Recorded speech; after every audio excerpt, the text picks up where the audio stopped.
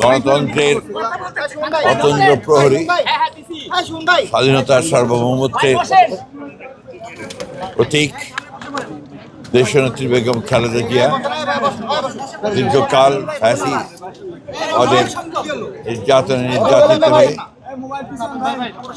কারাবন্দী থাকার পরে দেশ ফ্যাসিবাদ মুক্ত হওয়ার পরে বিদেশে যুক্তরাজ্যে যখন চিকিৎসার জন্য গিয়েছিলেন, সেখানে প্রায় 4 মাস চিকিৎসা শেষে তিনি আজকে দেশে ফিরে আসছেন।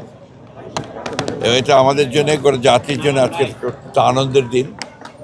এবং আমরা আজকে গণতন্ত্রের উত্তরণের যে সময়টুকু, এই সময়ে তার উপস্থিতি আমাদের দেশের জন্যে, জনগণের জন্য একটা অত্যন্ত উল্লেখযোগ্য দিক। আমরা মনে করি যে বেগম খালেদা জিয়ার এই উপস্থিতি, তার দেশে ফিরে আসা, এটা আমাদের গণতন্ত্রের উত্তরণের পথকে আরও সহজ করবে, দেশকে একটা সঠিক বৈষম্যহীন একটা পরিস্থিতির দিকে নিয়ে যেতে সহযোগিতা করবে। দেশনেত্রী বেগম খালেদা জিয়া যেন অত্যন্ত সেফলি এখানে দেশে এসে পৌঁছতে পারেন, আমরা সেই জন্য দোয়া করছি।